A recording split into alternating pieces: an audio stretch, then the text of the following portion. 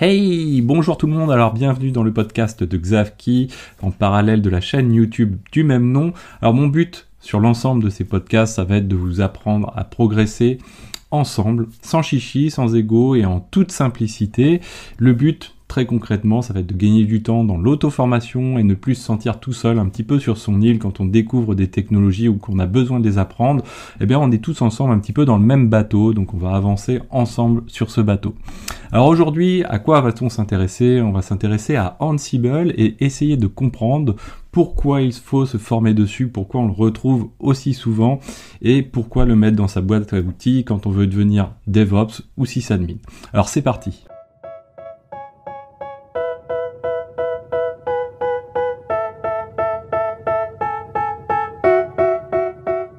Alors en guise de plan, ce que je vous propose, c'est dans un premier temps de découvrir d'où ça vient Ansible, un petit peu le coin du curieux pour se rappeler un petit peu des éléments historiques.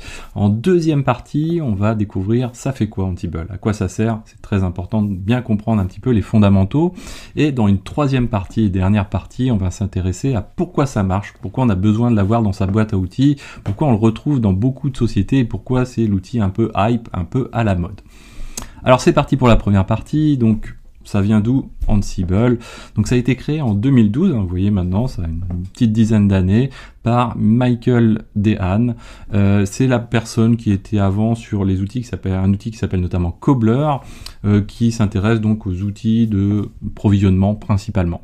Et ça a été repris en 2015 par Red Hat, un petit peu comme pour les gens qui connaissent SaltStack, ça a été repris par VMware. Ansible, ça a été repris par Red Hat, je dirais avec une meilleure poigne par Red Hat que VMware avec SaltStack, mais en tout cas ça a gardé surtout la fibre de la communauté et ça c'est quelque chose qui est très très important. L'autre atout de Ansible, et comme également SaltStack par exemple, c'est basé sur du Python, donc du coup ça rend quand même pas mal de choses un petit peu plus abordables que d'autres outils. Alors les autres outils, les concurrents à Ansible, c'est quoi si on devait les lister? Il y a Puppet qui revient souvent dans les noms d'outils de gestion de configuration, basé sur du Ruby. On a Chef également qui est basé sur du Ruby également. SaltStack, on en a parlé. Capistrano également. Il en existe encore d'autres. Alors Ansible, ça vient d'où? Ça vient surtout d'une très très grosse communauté qui a grandi extrêmement vite.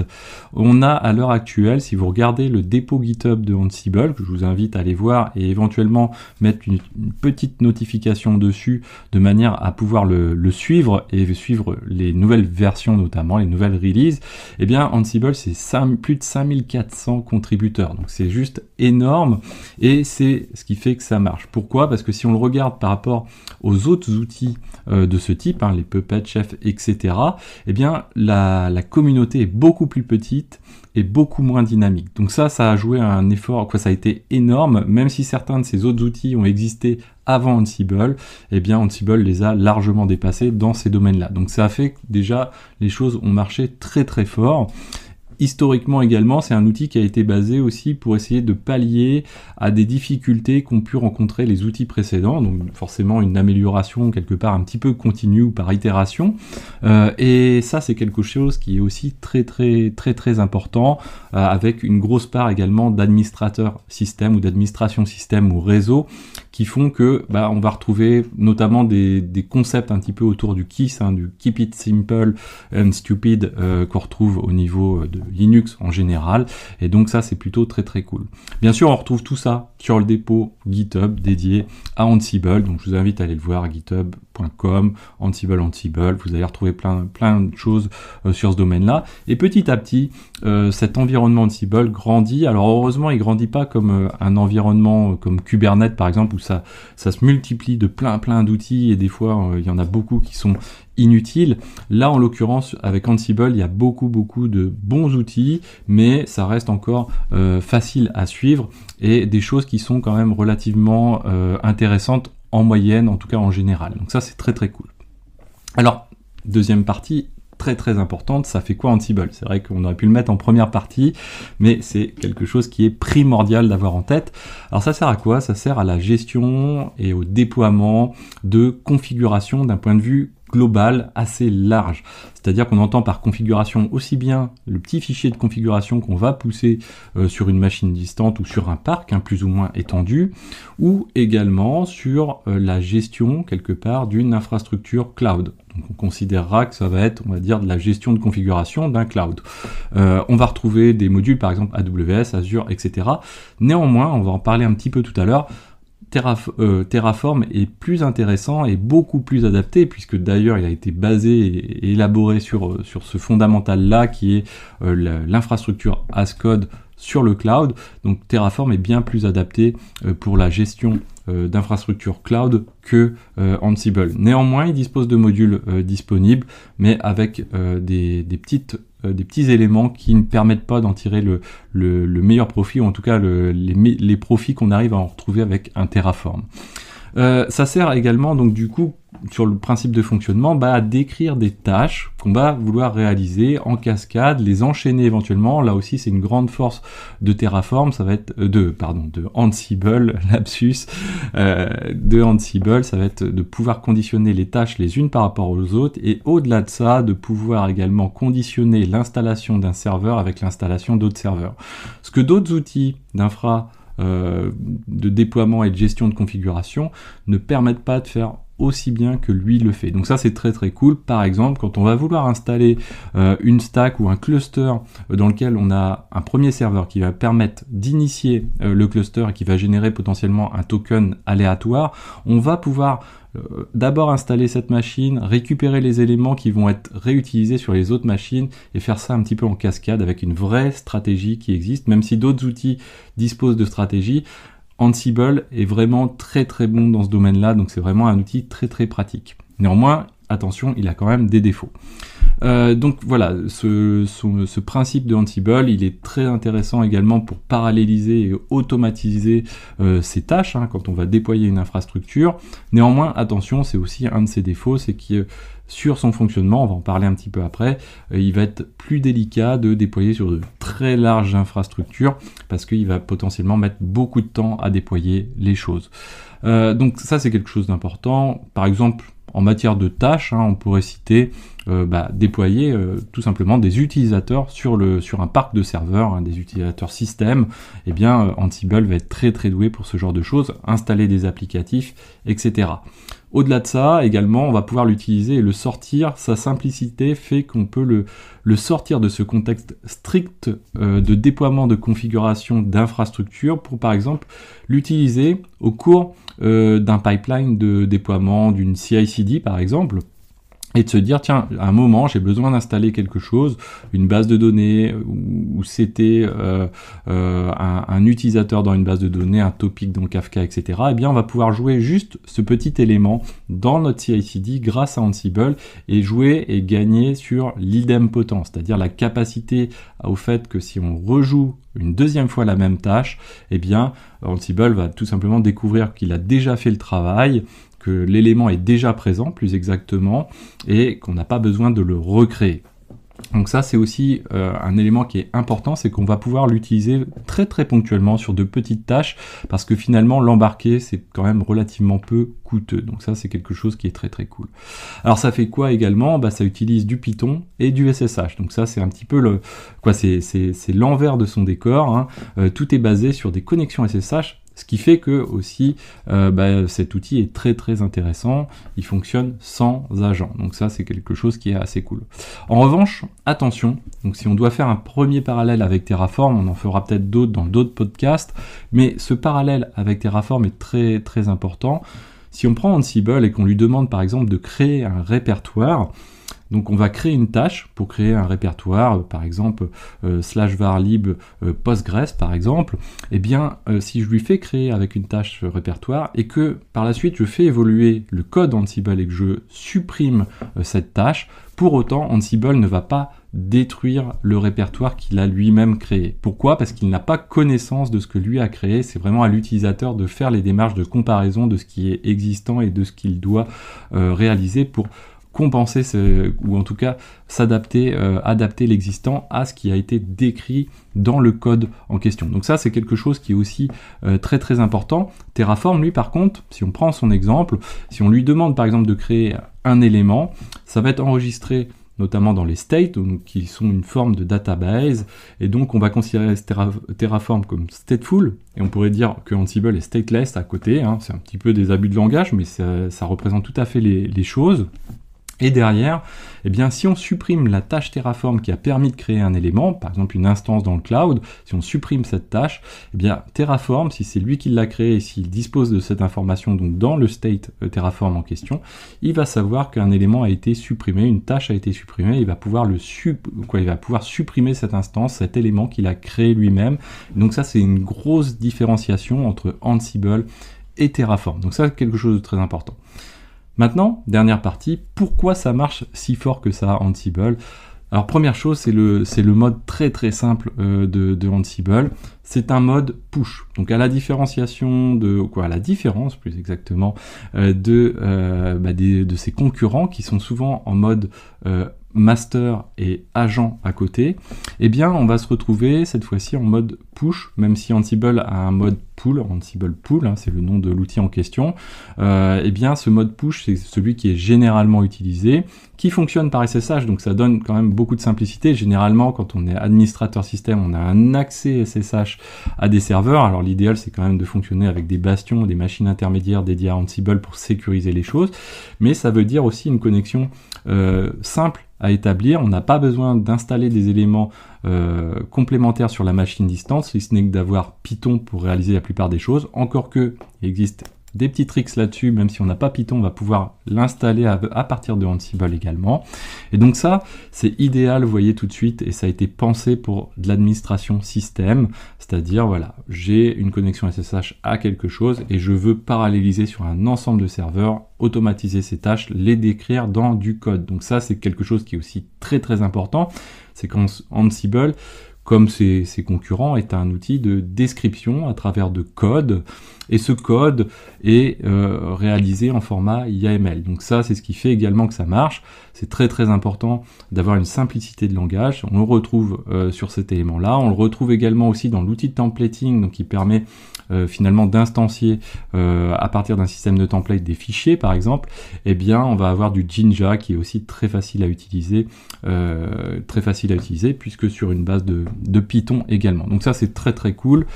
C'est assez pratique. Donc simplicité d'utilisation hein, sur ce côté-là, même si, attention, l'envers du décor, c'est quoi? On fonctionne en connexion SSH et c'est quand même assez difficile de paralléliser un très grand nombre de connexions SSH. Là, on parle de dizaines de milliers de serveurs. Ansible va mettre beaucoup de temps et alors il est capable de paralléliser, mais ça a quand même rapidement une certaine limite, d'autant plus qu'on récupère à chaque fois des informations des serveurs distants pour pouvoir éventuellement récupérer des versions d'OS, etc. Et donc ça va être un peu plus dur de paralléliser et d'avoir des runs, on va appeler ça des runs relativement courts. Donc ça, quelque chose de très important, et c'est ce qui fait aussi que certaines sociétés laissent de côté Ansible pour passer à des outils comme SaltStack, Puppet, Chef ou autres. Donc ça, quelque chose d'important.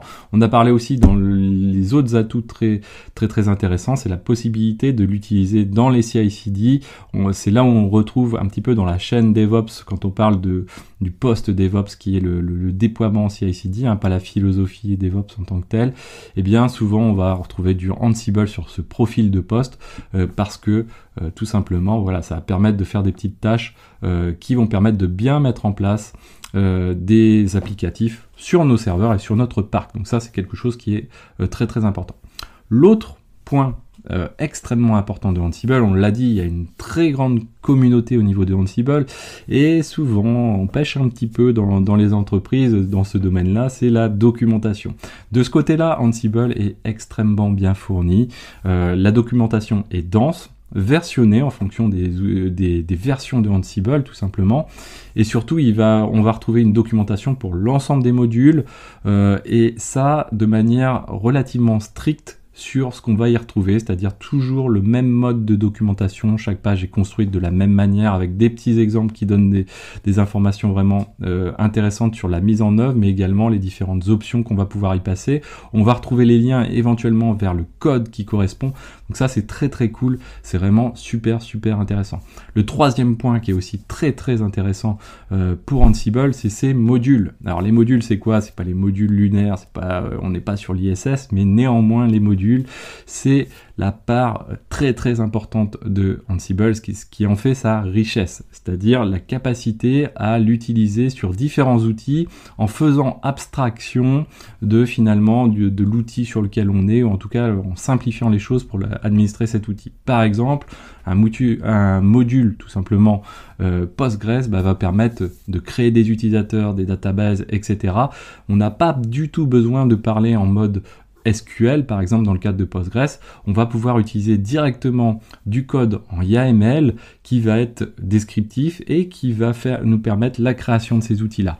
Et ça, dans ce domaine-là, Ansible est très fort. Alors à une époque, j'avais compté le nombre de modules, je crois qu'il y en avait pas loin de plus de 2000 modules Ansible, alors des plus ou moins gros, bien sûr, mais dans des domaines extrêmement variés. Ça va aller à la fois sur des parties applicatives, des parties système, des parties réseau également. Donc là, c'est ce qui en fait une très grande richesse. Et si on le compare à d'autres outils, c'est de loin celui qui est le plus riche en matière de modules, avec des modules qui sont généralement bien suivis et bien documentés. Et ça, c'est extrêmement important, notamment pour les montées de version. C'est très cool de pouvoir l'utiliser. Donc ça, c'est un point extrêmement intéressant. Vient avec Ansible, et ça on y reviendra certainement dans les prochains podcasts, des notions qui ne sont pas très complexes finalement.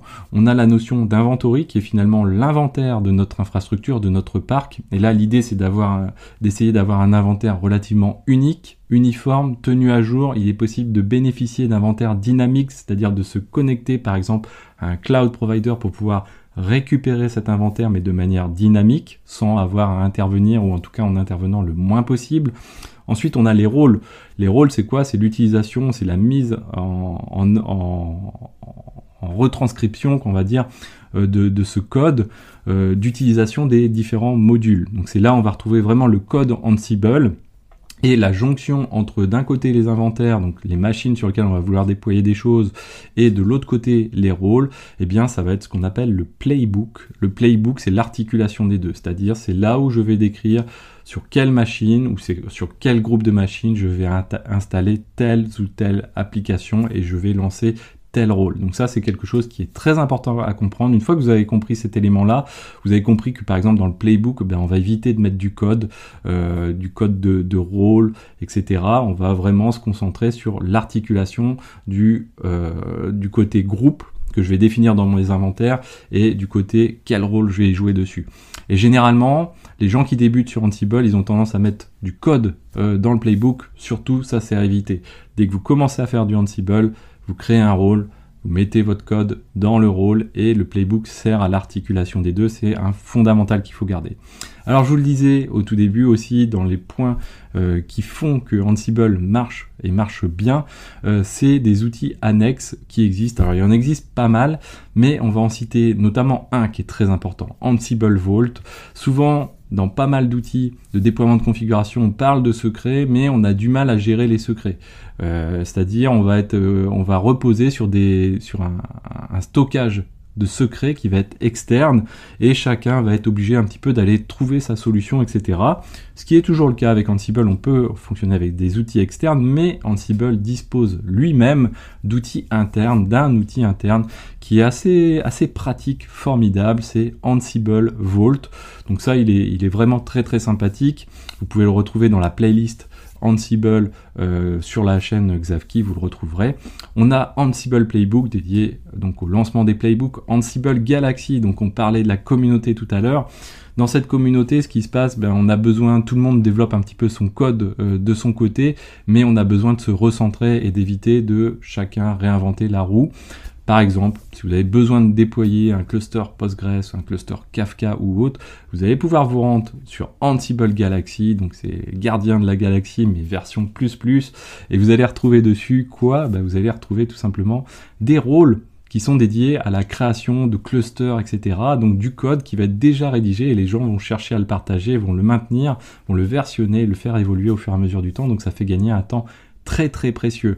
Je dirais même qu'au bout d'un moment, moi à un stade j'en étais arrivé là, c'est que par exemple on me dit tiens moi j'ai besoin d'installer Kafka, moi je ne connaissais pas Kafka, qu'est-ce que j'ai fait? J'étais dans Ansible Galaxy et sachant et ayant les réflexes pour lire du code Ansible, j'allais lire sur Ansible Galaxy mon code Ansible tranquillement et je me disais voilà, le fichier de configuration principale il est à cet endroit là, les éléments qui varient à l'intérieur je vais pouvoir les retrouver puisque je sais lire le template et je vais me dire il y a tel et tel éléments qui ont tendance à être importants puisqu'on les fait varier, etc. Et donc ça c'est vraiment très très sympathique. Ansible Doc qui permet de consulter la documentation de Ansible notamment à travers le terminal, très très sympathique. Vous allez pouvoir linter avec Ansible Lint également tout votre code, vous faire progresser un petit peu au fur et à mesure. Les possibilités d'installation d'Ansible, vous avez plusieurs moyens de l'installer, soit à travers du pip, on reste quand même dans l'univers Python. Moi je suis pas très fan, mais je suis beaucoup plus fan de l'installation par paquet Debian. Vous allez le retrouver bien sûr sur Red Hat avec du RPM, etc. Il n'y a aucun souci. Et puis vous pouvez, si vous voulez vous amuser, le recompiler ou en tout cas l'utiliser à travers la source. Et ça c'est possible également. Alors pour les gens qui veulent aller un petit peu plus loin, il y a AWX ou Tower. Donc c'est des outils qui vont être plus pour Ansible. C'est une couche graphique qu'on va remettre au-dessus et qui va permettre d'améliorer les capacités de Ansible. On parlait de parallélisation, de multi-utilisateurs, multi-usages, de gestion des secrets en même temps, etc. Vraiment beaucoup de choses très très sympathiques avec ces outils Tower AWX. Vraiment très bien. Voilà, donc n'hésitez pas à partager ce podcast, à vous abonner pour ne pas manquer les prochains podcasts. N'oubliez pas, apprenons et progressons ensemble, c'est le mot d'ordre de ce podcast, donc n'hésitez pas à me faire des retours également. Et voilà, vous me retrouvez sur la plupart des outils de diffusion de podcasts. Je vous dis à très bientôt sur le podcast Xavki et sur la chaîne Xavki. Allez, ciao à tous.